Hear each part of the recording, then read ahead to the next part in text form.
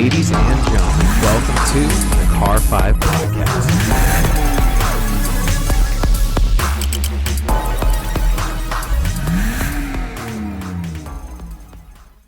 What's going on, everybody? Thank you so much for joining me today for episode number 118 of the Car 5 Podcast. You guys know me, of course. I'm your host, Joshua. Super exciting for today's episode. We're going to be talking about the Hennessey Venom F5, specifically the engine, as Hennessey has finally unveiled all the specifications we're looking for the car, except for top speed and 0 to 60 times. But specification-wise and the engine itself, they've absolutely unleashed everything. So that's what we're going to be talking about today. And let me tell you, I am completely mind-blown. Not only am I mind-blown, the man himself that's creating the car is completely mind-blown himself because the car exceeded their expectations. What do I mean by that? Well, I do have a quote here from the CEO of Hennessey, John Hennessey. They said publicly about the Venom F5's engine, "We exceeded our target horsepower number. Actually, we blew our target number out of the water by delivering over 1,800 horsepower. The F5 engine has a very broad power band with over 1,000 foot-pounds of torque available from 2,000 to 8,000 RPMs. Give it the full throttle, and it's the most furious engine we've ever built. Thus, we've gave our F5 engine a special name, Fury," which totally fits this engine because when we go over the engine specifications, which is pretty much going to be the bulk of this episode because there's a lot to talk about, you will completely understand why they gave it the name Fury. So to start out, it is a 6.6 liter twin turbocharged V8 engine that produces 1,817 horsepower and 1,193 foot-pounds of torque. That is monstrous. Absolutely monstrous. It redlines at 8,200 RPM and has a bore of 4.125 inches with a stroke of 3.750 inches. It's a big engine. I've seen it in person, posted pictures of it on my social media, seen it in person. You can Google it. And of course, we're going to have pictures up here on this episode. It's just big. It's beefy. I can't wait to see what this thing actually sounds like. Getting to additional specifics of how the engine's actually built. Got a long list here, so we're gonna get right into it. It's got billet aluminum intake manifold with an integrated air-to-water intercooler system. It's got forged aluminum pistons with steel extreme duty wrist pins. It's got forged steel lightweight H-beam connecting rods, extreme duty forged steel rod connecting rod bolts. It's got a lightweight extreme duty billet steel crankshaft. It's got a forged steel V8 engine block with billet main caps, increased cylinder wall and deck thickness, and 6 bolts per cylinder. We're going to halt real quick so we can basically Reader's Digest version. What does all this mean? This engine is very strong. Not only from a horsepower standpoint, it can handle that power without exploding on itself. It's beefy. It's legitimately forged. It's much stronger than your normal engine would be.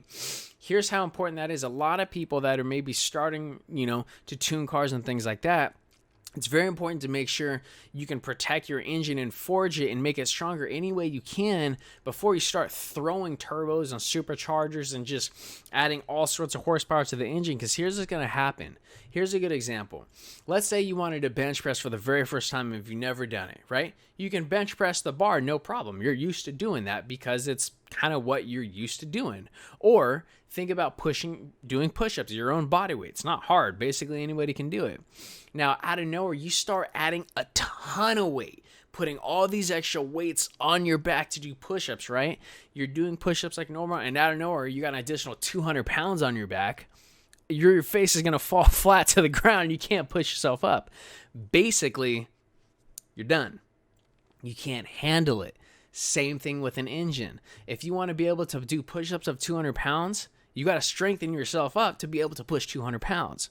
With an engine, you have to strengthen it with all the mechanical workings of the car and the block itself to make sure it can handle all that pressure from the supercharger, from the turbos, and all the horsepower is going to be implemented into the engine.